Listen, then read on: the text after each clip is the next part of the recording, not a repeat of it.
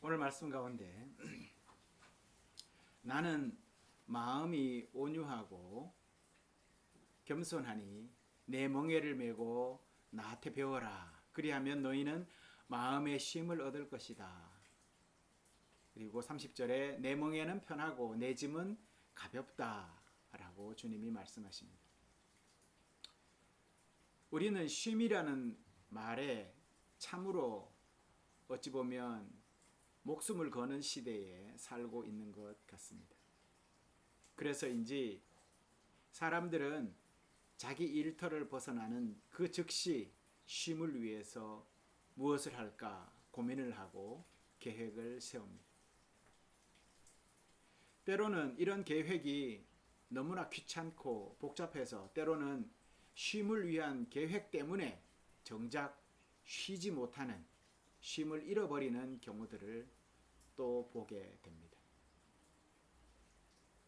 쉬려고 정작 여행을 떠나는데 어느샌가 시간에 쫓겨서 여행을 다녀온 뒤에는 남는 거라곤 매표소 영수증만 주머니에 가득 남아 있는 것을 여러분들은 경험해 보셨을 것입니다. 하지만 사람들은 이런 쉼이라 하더라도 여전히 일터를 벗어나고 싶어 합니다. 이유는 그만큼 피곤하고 힘이 든다라는 말입니다. 우리는 모두 피곤한 세상에 살고 있습니다. 여러분 모두 직장 생활하시고 일하시느라 피곤하시죠. 목회자인 저는 동료 목회자들을 자주 만나곤 합니다.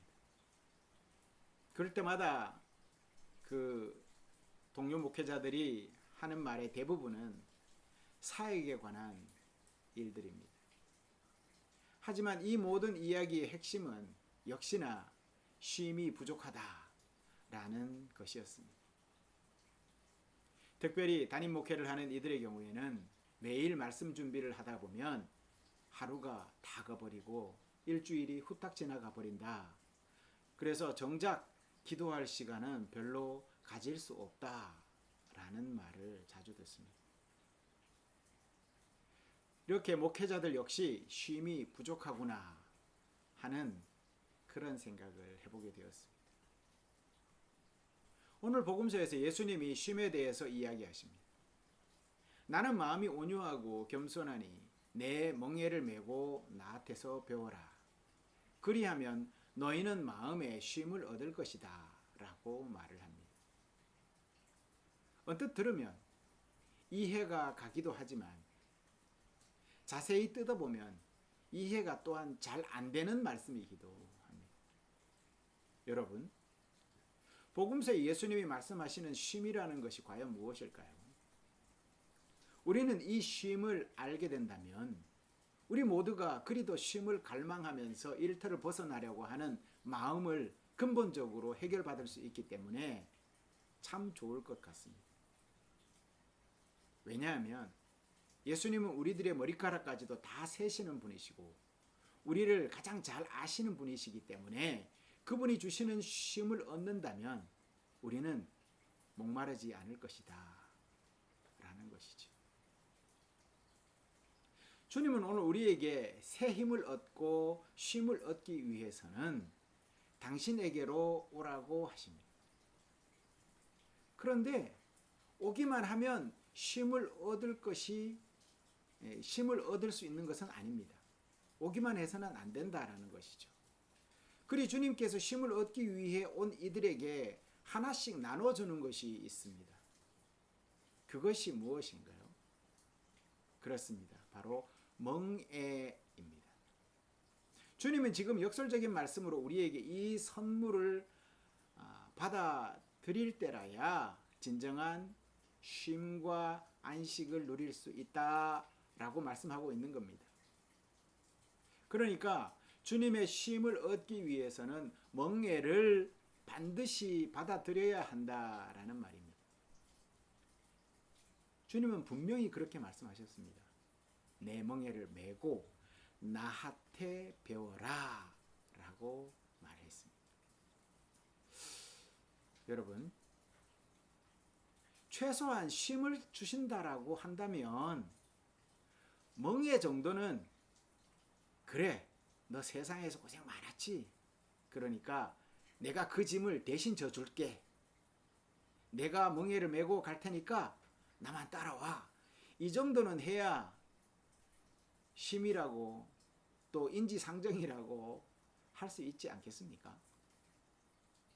최소한 그 정도는 돼야 우리가 주님을 의지하고 쉴 수 있지 않겠습니까? 제가 군생활을 강원도 철원 최전방에서 했습니다. 그곳에서 3년을 했는데요. 위험하기는 해도 예비사단 보다가 제가 속하는 사단은 전투사단이어서 훈련이 좀 덜 빡셌습니다. 그렇게 많지는 않았던 것이죠. 주로 철책근무를 연대가 돌아가면서 서게 되는데 이때 철책근무를 돌아가기 전에 그때 한 번씩 빡세게 훈련을 하게 됩니다. 유격 훈련도 하고요. 100km 완전군장 행군도 했고요. 200km 행군도 했고요. 말년에는 공수부대 출신 연대장이 부임하면서 보병으로서는 하지 않는 400km 천리 행군까지 3번이나 연달아 했습니다. 어떤 사람들은 저보고 너는 군대 생활 지지리도 복이 없다라고 말을 하기도 했습니다. 그런데 저는 별 생각 없이 그냥 걷고 또 걷고 근무 서고 그리고 한가할 때는 바람 소리 듣고 방벽 공사하면서 삽 들고 왔다 갔다 하다 보니 저녁을 맞이하게 되었습니다. 그런데 기억나는 것은 행군을 하면서 느꼈던 것인데 바로 쉼이라는 것이었습니다.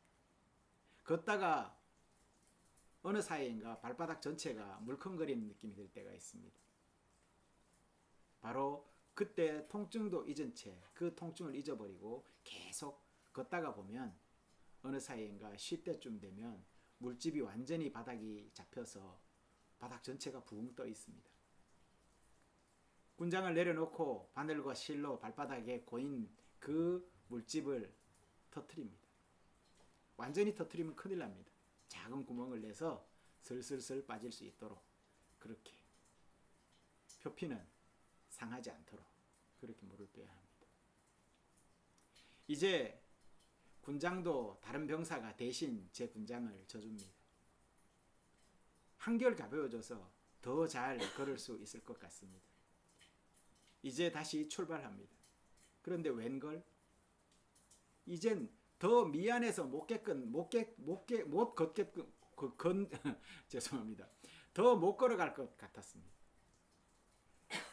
다른 사람들도 다 힘들고 어려운데 내가 내 짐을 다른 사람에게 맡겨놓고 내가 편하게 걸어간다는 것이 그것이 분대장으로서 사실 참 미안한 모습이었습니다. 차라리 군장을 달라고 해서 제가 맸습니다. 거기에 더해서 소대 막내가 메고 가고 있는 M60 자동 소총까지도 제 군장 위에 얹고 걷기 시작했습니다. 그런데 참으로 신기하게 걷는 것이 더 편해졌습니다. 마음이 편해지니 발바닥도 별로 아프지 않더라는 것이죠. 여러분, 진정한 쉼이 무엇일까요? 짐이 무거우십니까? 성경은 우리에게 이렇게 말합니다. 우리 존재의 완전한 회복으로 더 이상 쉼이 필요 없는 상태, 아무런 짐도 지지 않는 상태, 그것이 쉼이라고 합니다. 절대적으로 자율의 상태가 아니라 예수님께서 우리에게 완악한 마음을 위해서 정하신 특별한 멍에를 지는 것, 거기에서 시작된 쉼이 바로 완전한 쉼이라고 하시는 것입니다. 그러니 예수님이 말씀하시는 쉼이라는 것은 바로 죄와 관련된 부분에 있어서 우리의 완전한 쉼을 말씀하시고 계시는 것이죠. 멍에를 매는데 오히려 자유로운 것, 그것이 쉼입니다. 그것이 안식입니다. 이것이 어떻게 짐이자 멍에이면서 동시에 축복과 기쁨이 될 수 있을까? 그 대답은 예수님께서 직접 택하신 멍에, 즉 우리가 져야 할 그만의 멍에가 무엇이냐의 그 특성에 따라서 다르다라는 것이죠. 여러분, 멍에라는 것은 단순한 짐이 아닙니다. 멍에라는 것은 일을 하기 위해서 짊어지는 것을 의미하는 것입니다. 멍에는 본래 밭의 쟁기나 수레와 같은 무언가를 어떻게 해요?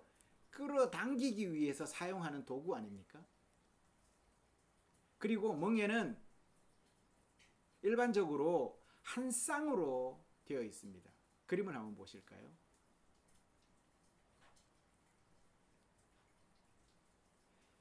보시듯이 한 겨리의 소가 저렇게 한 쌍을 이루어서 끌고 가는 것, 그것이 바로 멍에라는 것이지요. 즉 공동체 작업을 수행하기 위해서 연결되어서 둘을 하나로 묶는 것을 의미합니다. 그러니 멍에를 맨다는 것은 결코 혼자가 아니라는 말입니다. 여러분, 가장 중요한 것은 예수님께서 우리에게 다른 누구도 아닌 자신의 멍에를 매라고 하셨다라는 사실입니다. 이것은 당신의 권력으로 윽박지르면서 멍에를 매라고 하신 것이 아니라는 것입니다. 당신 백성들에게 멍에를 지워서 노동력을 착취하려고 그런 멍에를 지라고 우리에게 윽박지른 것이 아니라는 것입니다. 우리는 주님께서 온 세상 사람들을 영적으로 해방시켜 주시고 당신과 가까이 친밀하게 지내시기를 바란다는 사실을 잘 알고 있습니다. 그러니 그 수단으로 멍에를 지라라고 말씀하신 것이라는 것이죠. 예수님은 문자 그대로 우리를 정복해서 우리를 당신 멍에 아래 함께 있게 하기를 원하십니다. 이 말이 무엇입니까? 이 말의 본뜻은 예수님이 이 땅에 왜 사람들의 몸을 입고 오셨는지를 돌아보면 금방 알 수가 있습니다. 예수님이 이 세상을 구원하러 이 땅에 오셨지요. 그러니 예수님이 원하시는 일 중에 어느 하나라도 그 뜻에서 벗어나는 것은 하나도 없습니다. 그러니 오늘 멍에를 지라는 이 말도 인류 구원의 역사에 함께 그 사명을 감당할 멍에를 함께 지고 갈 이들을 불러 모으시는 것이다 라고 할 수 있습니다. 하지만 앞서도 말씀했지만 이 멍에는 윽박지르거나 세상 권력자들이 폭력으로 억지로 지우는 멍에가 아니라고 말씀을 드렸습니다. 이 멍에는 성도들 개인이 자유의지로 지는 것입니다. 그럼에도 구원받은 신앙인들이 이 멍에 앞에 부담을 느끼는 것은 왜 그러는 것일까? 이것을 거룩한 부담이라고 합니다. 다른 말로 하면 책임감 정도로 설명할 수가 있습니다. 나를 구원하시고 이제 함께 당신과 멍에를 지고 세상 구원 사역에 함께 나서자 라고 말씀하시는 주님의 음성이 이제 여러분들 이 말씀을 듣고 난 다음에 어떻게 들리십니까? 멍에를 지라 라는 말씀이 어떻게 들려오십니까? 여러분, 마음은 성경에서 원초적인 개념이자 근원을 가리킬 때에 사용되는 용어입니다. 그것은 신체 기관을 가리키는 것이 아닙니다. 우리가 대부분 마음이라고 지칭하면 마음이 여기에 있다 이렇게 얘기를 하지만 사실 마음이 어디에 있는지 잘 모릅니다. 특별히 유태인들은 마음을 이야기할 때 마음을 가리키면서 배를 가리킵니다. 그러니 마음이 어떤 장기와 같이 생각하는 것은 잘못된 것이죠. 그러니 마음은 성경에서 원초적인 그 뿌리를 가르칠 때, 사람의 근원을 가르칠 때에 사용하는 용어라는 것이죠. 그것은 신체 기관을 가리키는 것이 아니라 인간 본성의 근원, 즉 핵심을 가리키는 말입니다. 그런 의미에서 사람의 마음에는 사랑이나 애정도 있을 수가 있습니다. 거기에 더해서 실제로 어떤 사람은 우리가 깊이 알면 알수록 생각지도 못했던 것들이 그 마음속에서 불쑥불쑥 튀어나오는 것을 볼 수가 있습니다. 대표적인 것이 뭡니까? 절망, 분노, 증오, 이런 것들이 우리가 원하지 않지만 우리 마음속에 있어서 그 뿌리 가운데서 쓴뿌리가 튀어나온다라는 것이죠. 복음서를 통해서 예수님이 자신을 드러내실 때에 우리는 그분의 마음의 기본 태도가 증오나 이러한 어떤 양면성이 아닌 무조건적인 사랑이라는 것을 우리는 발견하게 되지 않습니까? 예수님의 마음의 뿌리는 증오가 전혀 없습니다. 원수까지도 사랑하시고 당신을 다 내어주시는 완전한 사랑이 당신의 마음의 근본 뿌리이십니다. 그러니 하나님이시죠. 복음의 시작과 마지막 메시지는 하나님이 이 세상과 그 안에 있는 모든 사람을 사랑하신다라는 말로, 성경 전체를 한마디로 줄이면 하나님이 세상을 이처럼 사랑하셨다 라는 말로 정의할 수가 있습니다. 하나님은 아들 예수님을 심판하시는 분이 아닌 자비로운 마음을 가진 목자로 구원하시는 그 매개체로 사용하셨습니다. 그러니 산상교회 성도 여러분, 여러분 각자도 여러분을 스스로 돌아보십시오. 내 마음, 내 성품은 사랑스럽고 겸손하며 자비로운가? 다른 사람 대할 때와 나 자신을 대할 때 태도는 어떻게 다른지 스스로를 돌아보았으면 합니다. 그리 온유하고 겸손하신 주님의 멍에를 메고 여러분 삶의 자리에서 한 주간도 승리하시는 모든 분들 되시기를 간절히 축원합니다. 기도하시겠습니다.